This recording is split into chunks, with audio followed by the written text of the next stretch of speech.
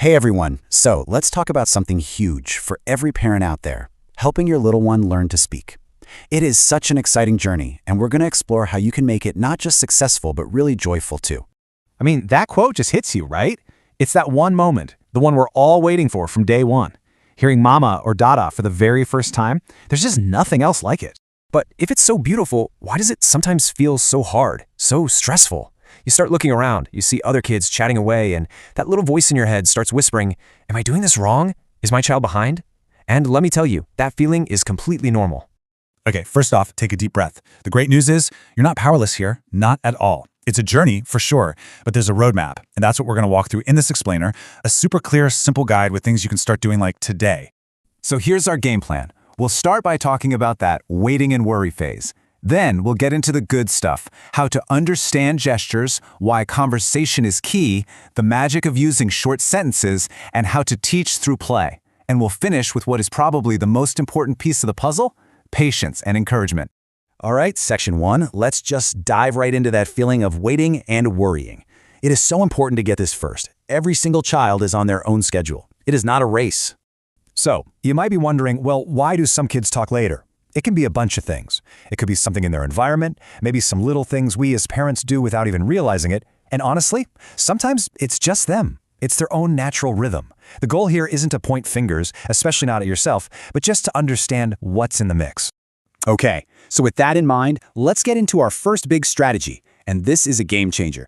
Your baby is already talking to you. Yep, long before they say a single word, they're using gestures, and we just need to learn their language. And check this out. There's a simple little cycle you can use. Think of it as observe, interpret, reinforce. So first, you observe. Your baby points at the bottle. Easy enough. Step 2, you interpret it out loud for them. Oh, you want water? You're giving their gesture a name. And finally, you reinforce. You pause, give them a chance to nod or babble back. See what you're doing? You're building a bridge between their action and a word. It's awesome. And speaking of building bridges, that brings us to the absolute #1 most powerful tool you have. And it's so simple. Just talk. All the time. Seriously, imagine your child's brain is like a little piggy bank for words. Every single thing you say while you're making breakfast, folding laundry, whatever, you're dropping a word coin into that bank. They might not be spending those coins yet, but they are saving them up. You are literally building the vocabulary they'll use when they're ready.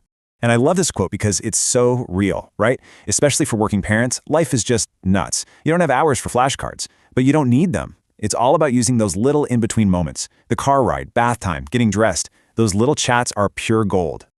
Okay, so we know we need to talk a lot, but here's the next level tip. How you talk makes a huge difference. Kids are little copycats, right?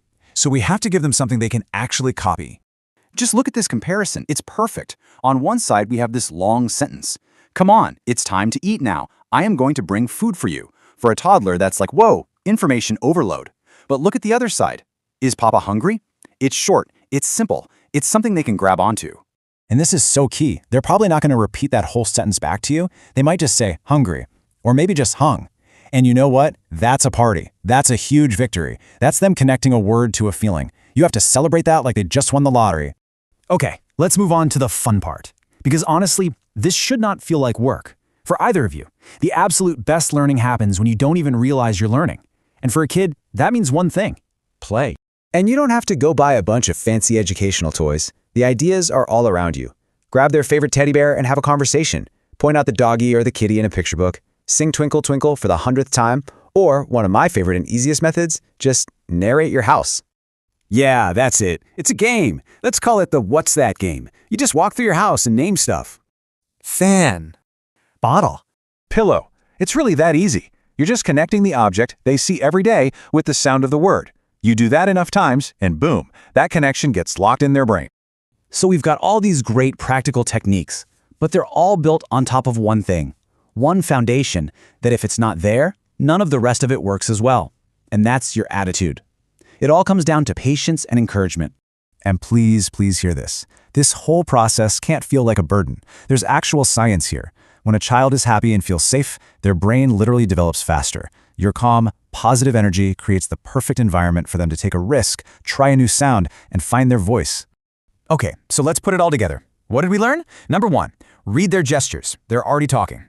2, talk to them constantly about anything and everything. 3, keep your sentences short and simple. 4. Make it a game. And 5. The foundation for it all. Be patient and be their biggest cheerleader. Look, at the end of the day, this isn't some race to create a super toddler. This is all about connection. It's about giving your kid the confidence and the tools to share their amazing little world with you. So, I'll leave you with a little challenge. What's one new, fun word you're going to teach your child today?